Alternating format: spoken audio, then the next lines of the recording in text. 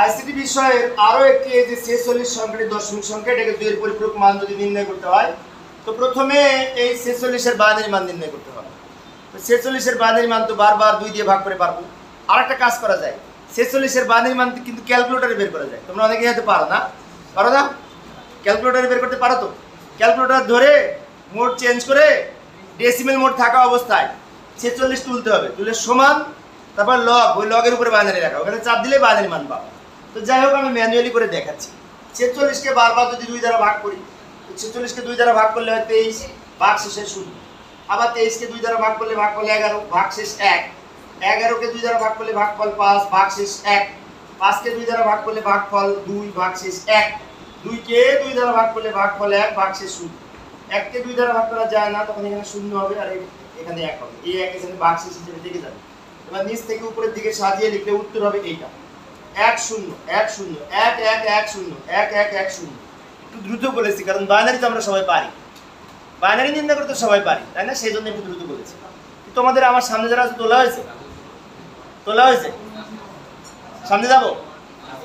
এবার এই মানটা ধরে 2 এর পরিপূরক মান নির্ণয় করব। তার আগে একটা কথা বলি, 2 এর পরিপূরক মান কেন নির্ণয় করব?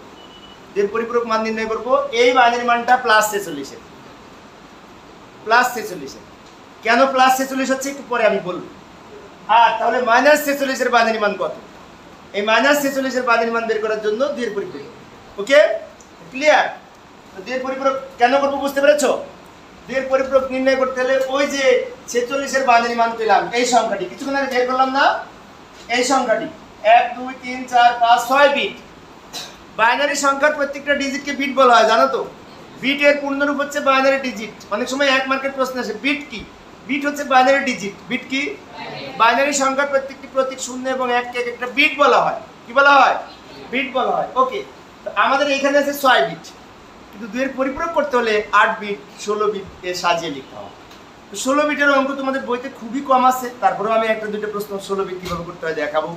16 বিট এখন আর তোমাদের মনে প্রশ্ন হতে পারে যে 16 বিট কখন করবো, কি বললাম? আচ্ছা তোমরা দেখো এখানে 6টা বিট, এটা কি 8 বিটের নিচে না উপরে? নিচে হলে মানে 8 বিট, নিচে হলে মানে কি 8 বিট। অর্থাৎ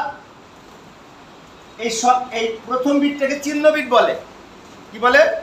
ওই যে কিছুক্ষণ আগে বললাম না, এই সংখ্যাটা +46 এর বাইনারি মান। কেন +46? এইটা চিহ্ন বিট, প্রথম বিট। চিহ্ন বিট 0 হলে সংখ্যাটি পজিটিভ।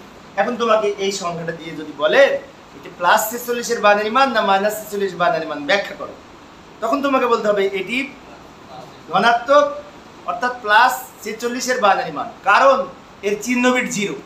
কারণ কি?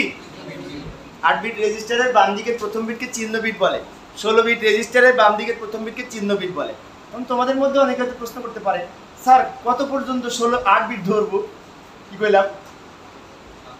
কত পর্যন্ত 8 বিট ধরে করতে পারবো? 127 পর্যন্ত। কি কইলাম?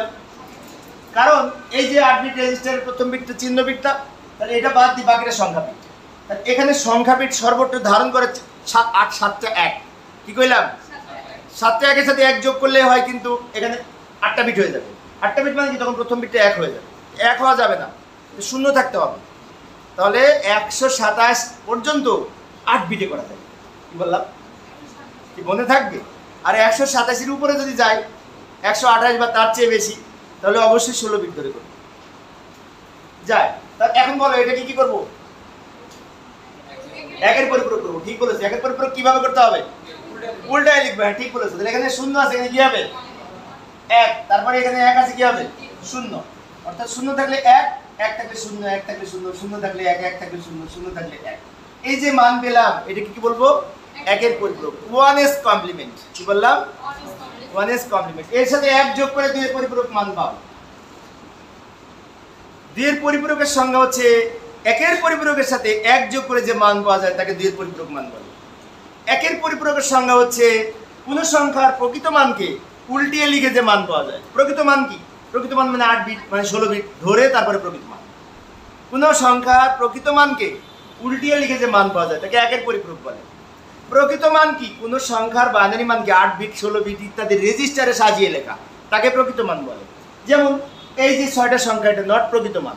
প্রকৃত মান হতে হলে এই 2টা শূন্য সহ 8 বিট হতে হবে। অথবা 16 বিট হতে হবে, যাকে প্রকৃত মান বলে বা রেজিস্টার বলে, মনে থাকবে। ওকে, তা এখন 1 আর 1 যোগ করে কত বলো? 10, 10 এর 0। 1 আর 1 যোগ করে কেন 10? 1 আর 1 যোগ করে 2, 2 এর 12। প্রিয় শিক্ষার্থী বন্ধুরা, আমি আমার কলেজের একাদশ বিজ্ঞান বিভাগের শিক্ষার্থীদের এই ক্লাস নিচ্ছি, তো সরাসরি রেকর্ড করছি ক্লাসটা, যাতে বিশেষ করে আজকে যেমন আমার এখানে প্রায় 97-98 জন শিক্ষার্থী এই ক্লাসে, কিন্তু আজকে এসছে মাত্র 20 থেকে 25 জন, তার বাকি 60 জন 70 জন কিন্তু আসে। তারা যাতে ক্লাসটা বাসা থেকে দেখতে পারে আজকে কি করাইলাম, সেজন্য আমি রেকর্ড করে রাখছি, যাতে তারা বাসা থেকে ক্লাসটা না করেও বাসা থেকেও দেখতে পারে। ওকে, 1 আর 1 10, 10 এর 0 হাতে থাকে 1, আর এই 0 সাথে যোগ করে 1। এবার হাতে কোনো সংখ্যা নাই, এই 0 নামবে, 0 নামবে, 1 নামবে, 0 নামবে, 1 ব্র্যাকেট দিয়ে ভিত্তি হিসেবে 2। This is the -46। আচ্ছা, আরেকটা কথা, তোমরা কি জানো এই -46 এর মানের সাথে, এটা তো 8 বিট রেজিস্টারের -46 এর বাইনারি মান, তাই না? এটাকে আবার উল্টিয়ে লিখে 1 এর পরিপূরক পাবো, তার সাথে 1 যোগ করলে আবার উপরেরটা পাবো, বুঝছো কি না?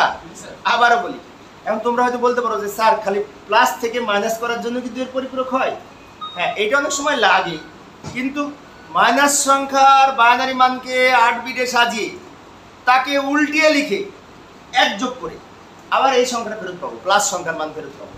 তোমরা চেষ্টা করে দেখবে, জাস্ট এটাকে উল্টিয়ে লিখে 1 যোগ করবে, দেখবে এইটা পাবো। অর্থাৎ কোনো মাইনাস সংখ্যার মানকে 1 এর পরিপূরক করে তার সাথে 1 যোগ করলে প্লাস সংখ্যার বাইনারি মান পাওয়া যায়।